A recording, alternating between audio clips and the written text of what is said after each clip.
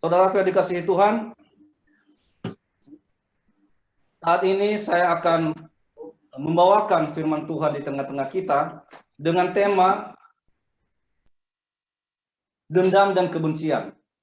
Ya, kita baca firman Tuhan dari Hakim-Hakim pasal 11 ayat 1 sampai 11, tetapi kita hanya baca saja ayat 1, 2, 3, 8 dan 11 saja. Demikian firman Tuhan saya bacakan. Adapun Yefta, orang Gilead itu adalah seorang pahlawan yang gagah perkasa. Tetapi ia anak seorang perempuan sundal, ayah Yefta ialah Gilead. Juga istri Gilead melahirkan anak-anak lelaki baginya. Setelah besar anak-anak istrinya ini, maka mereka mengusir Yefta, katanya kepadanya, engkau tidak berhak, engkau tidak mendapat milih pusaka dalam keluarga kami, sebab engkau anak dari perempuan lain. Maka larilah Yefta dari saudara-saudaranya itu dan diam di tanah Tob. Di sana berkumpullah kepadanya petualang-petualang yang pergi merampok bersama-sama dengan dia. Saya lanjutkan ke ayat ke-8. Kemudian berkatalah para tua-tua Gilead kepada Yefta, memang kami datang kembali sekarang kepadamu. Ikutilah kami dan berperanglah melawan Bani Amon. Maka engkau akan menjadi kepala atas kami, atas seluruh penduduk Gilead. 11. Maka Yefta ikut dengan para tua-tua Gilead, lalu bangsa itu mengangkat dia menjadi kepala dan panglima mereka. Tetapi Yefta membawa seluruh perkaranya itu ke hadapan Tuhan di Misbah. Puji Tuhan. Saudara yang terkasih di dalam nama Tuhan kita Yesus Kristus, Yefta adalah seorang prajurit yang begitu gagah berani, ya. Lalu dia ini seorang anak perempuan sundal yang bukan istri dari ayahnya. Artinya ibunya dari Yefta ini adalah selingkuhan daripada ayahnya yang bernama Gilead. Lalu Bapak Ibu, karena dia ini hanya anak seorang perempuan sundal atau anak seorang perempuan yang hanya selingkuhan daripada ayahnya, lalu anak-anak dari istri ayahnya yang sesungguhnya atau saudara-saudara tirinya mengusir Gilead, mengusir Yefta dari rumahnya. Mereka tidak suka ada Yefta di rumahnya. Mereka tidak mau. Mereka mengatakan, kamu bukan saudara kami. Kamu anak dari perempuan lain. Keluar dari sini. Kami tidak mau kamu menerima harta warisan daripada ayah kami Gilead. Yang sebenarnya Gilead itu juga ayah daripada Yefta. Hanya saja karena ibunya perempuan yang bukan istri ayahnya sesungguhnya. Nah, saudaraku yang dikasihi Tuhan, karena dia diusir oleh saudara-saudara tirinya, akhirnya Yefta pergi dari rumahnya. Dia lari dari rumahnya, dia pergi ke tanah Tob. Nah, di tanah Tob dia bergaul dengan geng perampok. Ya, tadi dikatakan di situ, dia bergaul dengan geng perampok, dan berjelas Bapak Ibu sudah pasti tahu kalau bergaul dengan perampok pasti kehidupannya sungguh keras, ya. Hidupannya keras, pasti kasar kehidupannya di lapangan, pasti kerjaannya merampok, berantem. Ya, itulah kehidupan Yefta. Begitu malangnya nasibnya Yefta. Ya. Sebenarnya Yefta itu tidak minta-minta dia dilahirkan. Dia tidak pernah meminta dia dilahirkan. Tapi Yefta ini merupakan korban daripada kehidupan ayahnya yang moralnya rendah. Yefta ini merupakan korban daripada ketidakadilan keluarganya. Sehingga Yefta bisa keluar dari rumah. Mungkin kalau kita di posisinya Yefta, Bapak Ibu, mungkin kita bisa merasakan betapa kita merasakan sakit hati ketika kita diusir dari rumah kita sendiri oleh saudara kita. Walaupun misalnya kita anak daripada seorang perempuan yang bukan istri ayah kita, tapi kan kita tidak pernah meminta kita dilahirkan. Itu bukan salahnya kita. Tapi kenapa kita harus menanggung dosa daripada ayah kita? Kenapa kita harus menanggung dosa daripada orang lain? Itulah yang dialami oleh Yefta.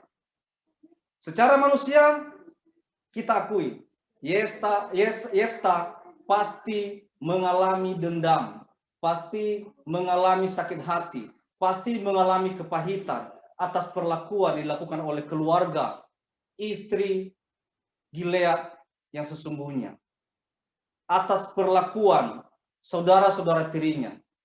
Tetapi apa yang terjadi? Ya, Yefta akhirnya pergi dan dia lari ke tanah Tob.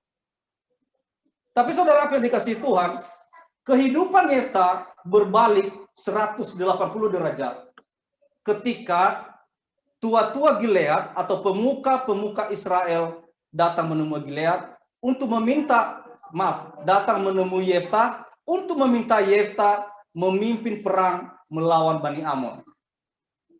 Pada waktu itu, bangsa Israel berada di bawah penindasan Bani Amon dan orang-orang Filistin. Karena waktu itu orang-orang Israel sedang mengkhianati Tuhan. Akhirnya Tuhan menghukum mereka. Dan setelah Tuhan menghukum mereka, mereka selesai mengalami hukuman, Tuhan ingin memulihkan mereka kembali. Tapi masalahnya, satupun di antara orang-orang Israel ini tidak ada yang bisa diandalkan untuk memimpin perang melawan Bani Amon.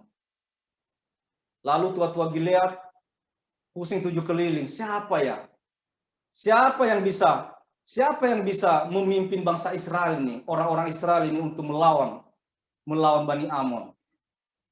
Akhirnya tua-tua Gilead ini teringat, oh iya, Yefta.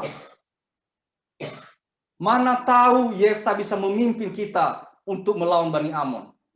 Akhirnya mereka menemui Yefta di tanah Tob. Mereka menemui di sana dan meminta kepada Yefta, Yefta, bisa enggak, mau enggak memimpin kita ini orang-orang Israel melawan Bani Amon? Karena kita yang ada lagi yang bisa. Mau enggak? Tolongin kita. Kalau nanti menang, kalau kita bisa mengalahkan Bani Amon, maka engkau nanti kami angkat menjadi tuan atas kami, menjadi pemimpin atas kami. Engkau jadi pemimpin atas kami, memimpin kami. Kata Yefta gini, Yefta geleng-geleng kepala. Ada apa ini sebenarnya? Apa iya saya diminta untuk memimpin perang melawan Bani Amon? Apakah enggak ada yang lebih baik dari saya? Saya ini kan anak dari perempuan Sundal. Masih ingat nggak sih dulu kalian mengusir saya dari rumah karena hanya saya ini hanya sebagai seorang perempuan, anak seorang perempuan Sunda. Masih ingat nggak sih waktu kalian mengusir saya hanya gara-gara warisan? Masih ingat nggak sih kalian mengusir saya hanya karena saya ini anak dari perempuan yang tidak benar? Yefta geleng-geleng kepala. Kok bisa kalian menemui saya? Akhirnya para tua-tua Gilead ini mengatakan, benar Yefta, kalau engkau bisa mengalahkan Bani Amon ini, maka engkau jadi pemimpin atas kami. Saudaraku, mungkin kalau kita di posisi Gilead, mungkin kalau kita di posisi Yefta, belum tentu kita mau menolong. Kenapa? Kita udah cukup sakit hati. Kita udah cukup dibuat kepahitan karena masa lalu itu. Makanya saudaraku, ya kalau saya bandingkan dengan kehidupan sekarang, ya, jangankan seperti Yefta. Kalau kita disakitin aja sedikit, lalu orang itu datang kepada kita minta tolong, belum tentu kita mau nolong. Kalau kita dibuat kita kecewa aja sedikit, lalu orang itu kembali minta tolong dengan kita, belum tentu kita mau menolong orang itu. Kenapa? Sakit hati. Yefta yang sudah diusir dari rumahnya, lalu orang-orang itu datang kembali meminta tolong kepadanya untuk memimpin perang melawan Bani Amon. Akhirnya Yefta mau menerima tawaran itu. Yefta mau memimpin perang melawan Bani Amon. Dia mau. Mengapa? Karena Yefta mengalahkan sakit hatinya, mengalahkan dendamnya, mengalahkan kebencian yang ada dalam hatinya, mengalahkan kepahitannya dengan imannya kepada Tuhan. Amin. Dia menganggap imannya lebih besar daripada masalah apapun yang dihadapi. Saudara dikasihi Tuhan. Ini sangat menarik sekali. Ini sangat menarik. Yefta yang begitu sudah dihina, sudah dibuang. Yefta yang sudah dianggap tidak berguna dalam keluarganya, tiba-tiba datang minta tolong dan dia mau juga menolong. Dia punya hati mengampuni. Dia punya hati memaafkan. Dia tidak mengedepankan kebenciannya. Dia tidak menganggap sakit hati dan dendam itu sebagai sesuatu yang harus dipertahankan. Dia mengalahkan itu dengan imannya kepada Tuhan. Haleluya. Saudara dikasihi Tuhan, dari kisah ini, esensinya adalah bahwa Yefta menanggalkan kebencian dan dendam sehingga ia menerima anugerah Allah dalam hidupnya. Mungkin kita bertanya-tanya, Tuhan, mengapa ya saya ini sudah berdoa, saya ini sudah sungguh-sungguh, sudah datang ibadah, sudah baca firman, tapi kenapa ya Tuhan? Sepertinya saya tidak pernah menikmati anugerah Tuhan. Sepertinya hidup saya begini-begini aja. Sepertinya doa saya tidak pernah dijawab. Nah, coba periksa hatimu, introspeksi diri. Apakah engkau punya kebencian enggak kepada orang lain? Engkau punya kekecewaan enggak kepada orang lain? Engkau pernah menyimpan dendam enggak kepada orang lain? Sekecil apapun. Ingat, ketika engkau menyimpan dendam, kebencian, kepahitan kepada orang lain, itu adalah merupakan penghalang turunnya berkat atas hidup kita. Tapi ketika kita melepaskan itu, dikatakan, kalau engkau mengampuni, maka Bapamu juga di surga akan mengampuni. Kita introspeksi diri. Ketika kita menghadapi segala sesuatu, masalah apapun, ya, jangan sekali-sekali kita menyalahkan Tuhan. Tapi mari kita introspeksi diri kita. Mungkin ada sesuatu hal yang menghalangi berkat Tuhan turun atas hidup kita. Saudara yang dikasihi Tuhan, apa akibat dendam dan kebencian? Nah, itu sekarang. Apa akibat dendam dan kebencian? Nah, tadi Yefta tidak dendam, Yefta tidak benci, Yefta memaafkan sehingga dia mau menolong menjadi pemimpin perang melawan Bani Amon. Dan akhirnya dia diberkati, dia menjadi pemimpin atas Gilead. Itu anugerah yang dia dapat. Sekarang apa akibat dendam dan kebencian? Ketika kita menyimpan dendam, ketika kita menyimpan kebencian, apa akibatnya? Pertama, membuat hati dan pikiran menjadi jahat. Itu akibat kalau kita menyimpan dendam dan kebencian. Membuat hati dan pikiran menjadi jahat. Pada Mazmur 51:12 dikatakan, jadikanlah hatiku tahir, ya Allah. Tahir itu suci. Jadikanlah hatiku suci, ya Allah. Hati dan pikiran bukan hanya dikotori oleh pornografi, tapi hati dan pikiran dikotori oleh dendam dan kebencian. Akibat dendam, hati menjadi busuk, pikiran menjadi jahat. Kain, karena persembahannya tidak diterima oleh Tuhan, akhirnya timbul kebencian dalam hatinya. Iri kepada adiknya Habel. Karena iri, akhirnya timbul benci. Karena benci, akhirnya dendam. Dan pada akhirnya, dia menumpahkan darah adiknya Habel. Dia membunuh adiknya Habel. Hanya karena benci, hanya karena dendam, hanya karena menyimpan kepahitan, kita bisa membunuh. Kain dan Habillah kakak beradik, satu bapa, satu ibu, saudara kandung. Harusnya mereka itu saling mengasihi, saling menyayangi, ya, saling melindungi, saling mensupport, saling memberkati. Adik kami yang baru saja Tuhan panggil 2 hari yang lalu. Adik kami ini bukan adik yang sempurna, bukan orang yang sempurna. Sejujurnya adik kami ini banyak juga mengecewakan hati kami, saudara-saudaranya. Tetapi ketika dia dipanggil Tuhan, kami begitu sedih, kami begitu berduka. Mengapa? Ya, dia saudara kami. Dia adik kandung kami. Dia abang kandung kami. Anak kandung dari orang tua kami. Ketika dia pun Tuhan panggil, begitu kami sedih, kami berduka. Tapi Kain, karena dendam dan kebencian dalam hatinya, dia tega membunuh adiknya Kain, adiknya Habel. Karena kebenciannya, dia tega menumpahkan darah adiknya Habel. Jadi saudaraku, roh kebencian itu, roh dendam itu, roh kepahitan itu bisa membuat mata kita gelap. Walaupun kita baik-baik, tapi kalau kita menyimpan dendam dan kebencian, bisa mengubah kita dari yang baik menjadi jahat.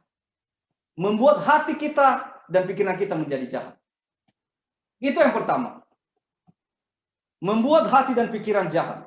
Yang kedua, dapat membuat kita melakukan tindakan-tindakan yang jahat. Akibat dendam dan kebencian dapat membuat kita melakukan tindakan-tindakan yang jahat.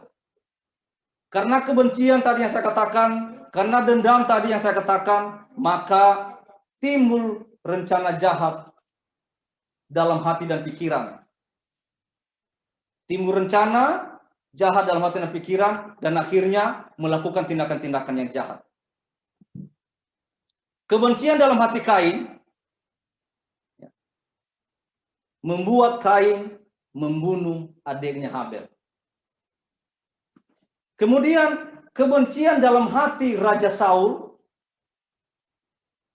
akhirnya melakukan tindakan-tindakan yang jahat kepada Daud.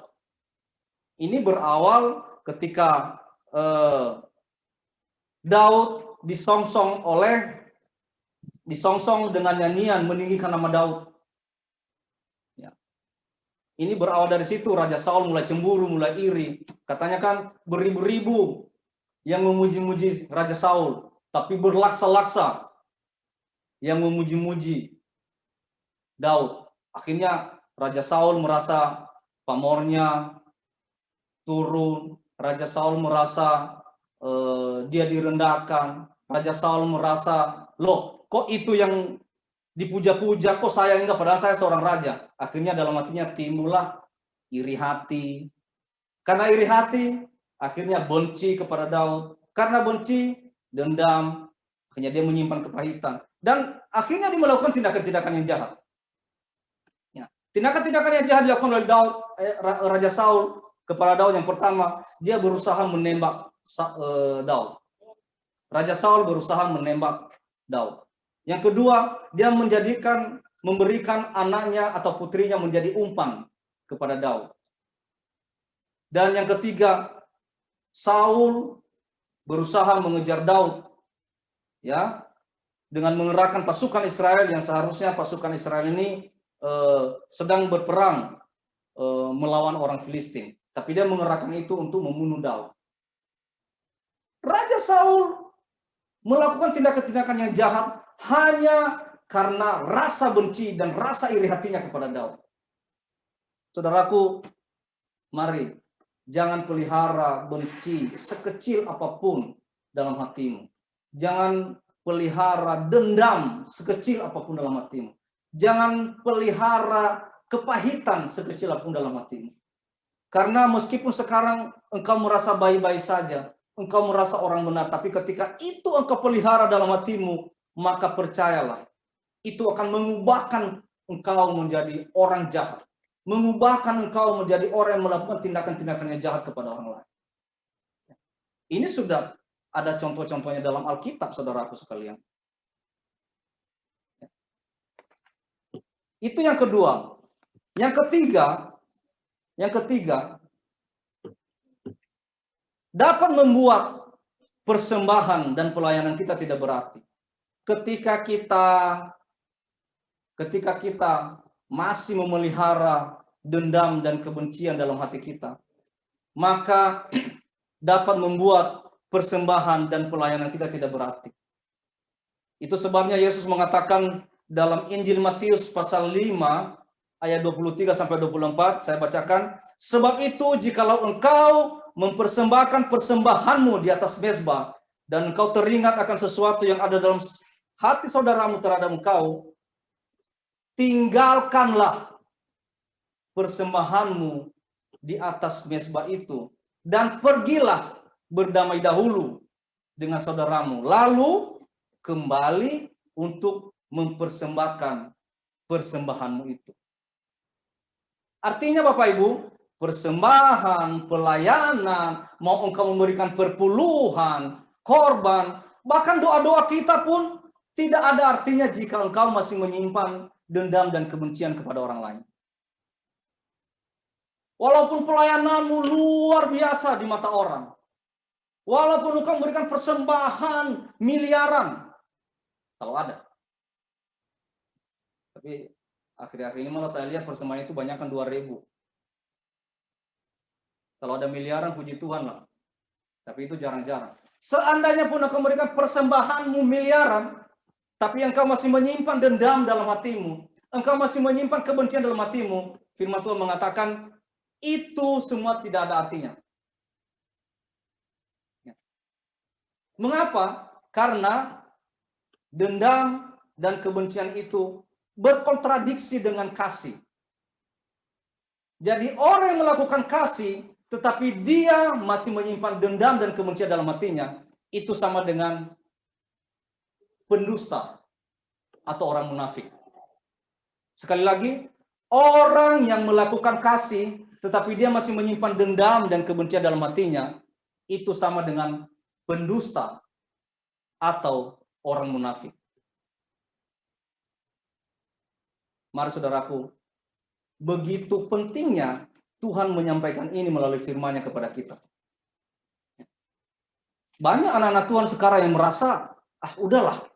Yang penting kan gue memberikan persembahan, perpuluhan gue lancar. Yang penting gue bisa melayani, doa hebat. Sampai gemetaran-gemetaran gitu. Sampai busa keluar dari mulut. Udah, doa saya hebat. Tetapi kebencian jalan terus. Dendam jalan terus. Kepahitan simpan terus. Firman Tuhan mengatakan, ya, itu semua tidak berarti. Tuhan katakan tadi, ya, Tuhan katakan tadi, pergilah berdamai dahulu dengan saudaramu, lalu kembali mempersembahkan persembahanmu. Ketika engkau pun datang beribadah di tempat ini, sebaiknya sebelum ke sini, ya, bersihkan diri dulu, minta ampun dulu sama Tuhan. Mungkin engkau punya masalah dengan orang lain, minta ampun dulu. Sehingga ibadahmu layak di hadapan Tuhan.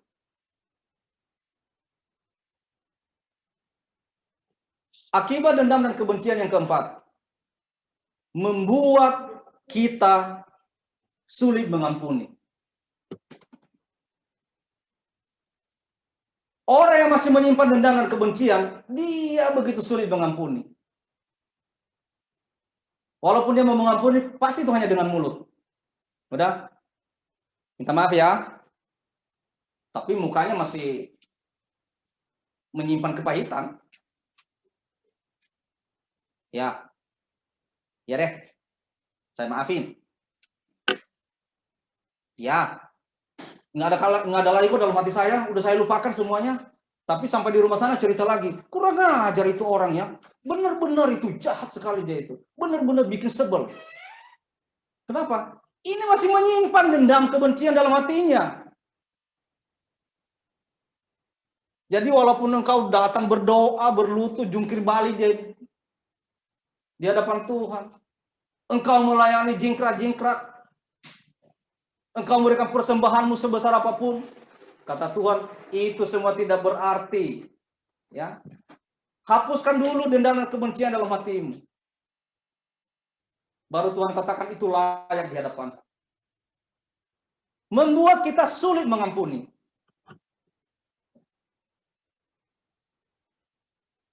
Matius 6:14-15 saya baca. Karena jikalau kamu mengampuni kesalahan orang, Bapamu yang di surga akan mengampuni kamu juga. Tetapi jikalau kamu tidak mengampuni orang, Bapamu juga tidak akan mengampuni kesalahanmu. Saudara kalau dikasih Tuhan, ketika engkau masih menyimpan rasa dendam dan kebencian itu, maka engkau juga sulit mengampuni orang lain. Dan firman Tuhan mengatakan, jikalau kamu tidak mengampuni orang, Bapamu juga tidak akan mengampuni kesalahanmu. Jangan bertanya-tanya, kok Tuhan, saya udah doa terus nih. Hidup saya udah merasa benar. Hidup saya rajin ibadah kok, saya rajin bersekutu, tapi kok doa saya nggak dijawab-jawab ya? Kok seolah-olah dosa saya tidak diampuni ya? Dia nggak introspeksi diri. Harusnya kita introspeksi diri. Saya udah mengampuni orang lain nggak ya? Saya udah mengampuni orang yang kemarin nyakitin saya nggak ya? Nah, Tuhan katakan, kalau engkau belum mengampuni itu, ya Tuhan juga tidak akan mengampuni engkau. Sidang jemaah yang dikasihi Tuhan, mari kita harus lebih banyak introspeksi diri. Ya. Ketika kita menghadapi segala sesuatu, ketika kita mengalami suatu masalah, sebanyak itu introspeksi diri. Ada apa Tuhan? Mungkin saya punya salah. Mungkin ada sesuatu yang menghalangi berkat Tuhan atas diri saya. Jadi harus lebih banyak introspeksi daripada kita lebih banyak menyalahkan orang lain, apalagi menyalahkan Tuhan. Bagaimana menanggalkan kebencian itu? Bagaimana cara menanggalkan kebencian? Memang menanggalkan kebencian itu berat, sulit. Kenapa? Karena kita ini masih kebanyakan hidup dalam kedagingan. Gengsinya masih ada. Harga dirinya masih merasa, wah, nanti kalau saya minta maaf, harga diri saya dong, enak aja. Emangnya siapa dia? Saya ini orang hebat ini. Kalau saya minta maaf sama dia, aduh, harga diri saya turun. Ya, udahlah, diamin aja. Emangnya dia mau ngapain? Emangnya dia mau ngapain saya? Wah, nggak bakal bisa lah. Ini kedagingan itu masih menguasai kita. Makanya kita itu sangat-sangat sulit mengampuni. Nah, bagaimana caranya untuk menanggalkan kebencian itu? Bagaimana caranya untuk menanggalkan dendam itu dari diri kita, dari hidup kita? Kita baca dari 1 Yohanes 1:9. Demikian firman Tuhan. Jikalau kita mengaku dosa kita, maka Ia adalah setia dan adil, sehingga Ia akan mengampuni segala dosa kita dan menyucikan kita dari segala kejahatan. Pertama, akuilah bahwa kita telah berdosa. Akuilah bahwa kita telah berdosa. Karena menyimpan dendam dan kebencian. Itu pertama. Orang yang bisa mengakui kesalahannya, itu adalah hanya orang yang mau merendahkan hatinya di hadapan Tuhan. Saya beberapa kali sampaikan, orang sombong itu tidak pernah mengakui kesalahannya. Orang sombong itu tidak pernah bisa menyembah Tuhan. Orang sombong itu tidak akan pernah mau mengakui kesalahannya. Bila perlu, ketika dia bersalah, dia mencari alasan, dia mencari cara, gimana caranya supaya bisa menutupi kesalahannya. Gimana caranya supaya orang lain bisa disalahkan. Gimana caranya dia mencari orang lain sebagai kambing hitam. Jadi, sekali lagi, orang sombong itu tidak akan pernah mengakui kesalahannya. Intinya di sini, kalau bisa mengakui kesalahan, harus memiliki kerendahan hati terutama. Yang kedua, mohon ampun kepada Allah atas dosa-dosa tersebut. Mohon ampun ya kepada Tuhan. Dan ketika sebelum engkau mohon ampun kepada Tuhan, ya terlebih dahulu engkau berdamai dulu dengan orang lain. Berdamai dulu dengan orang yang punya masalah dengan engkau. Baru mohon ampun kepada Tuhan. Yang ketiga, ampunilah orang yang telah menyakiti kita. Harus berani mengampuni orang yang telah menyakiti kita. Ya, karena dengan kita mengampuni orang lain, maka ketika itu juga Tuhan mengampuni segala kesalahan. Tapi ketika engkau tidak mau mengampuni orang lain, jangan mimpi Tuhan mengampuni kesalahanmu. Nah, ini firman Tuhan mengatakan itu. Dan yang terakhir, ucapkan terima kasih atas pengampunan Tuhan. Itu yang harus kita lakukan untuk menanggalkan kebencian dalam hati kita. Intinya Bapak Ibu Saudara yang dikasihi Tuhan, ya, buanglah segala kebencian dalam hidupmu. Kepahitan, dendam. Dendam itu kan bagaikan kanker, saudara. Bagaikan kanker yang menggerogoti kehidupan kita. Ya. Ketika kanker itu menggerogoti kehidupan kita, maka itu akan merusak hidup kita. Ya. Merusak hidup kita. Membuat kita sakit. Sakit rohani tentunya. Dan bahkan juga sakit jasmani. Ya. Orang yang sudah dendam itu kan tidak ada kebahagiaan dalam hidupnya. Tidak ada sukacita dalam kehidupannya. Yang adalah benci, benci, benci, benci, dan benci. Yang ada di pikirannya itu apa? Yang jahat terus, yang jahat. Gimana caranya membalas dendam? Gimana caranya membalas orang ini? Gimana caranya menjatuhkan orang ini? Gimana caranya untuk menyakiti orang ini? Itu aja dalam pikirannya. Tetapi kalau kita sudah mau mengampuni, sudah menanggalkan semua kebencian dan kepahitan dalam hati kita, maka percayalah, sukacita itu pun akan datang. Dan ketika itu sudah memiliki sukacita, kita memiliki hati yang gembira, maka dikatakan hati yang gembira adalah obat. Apapun yang kita alami, apapun kesusahan yang kita alami, maka sukacita itu akan mengobati semuanya itu.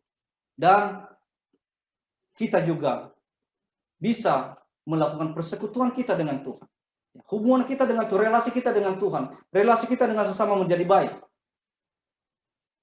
Sehingga pelayanan kita pun, persembahan kita pun, doa-doa kita pun sangat-sangat berharga di mata Tuhan. Amin.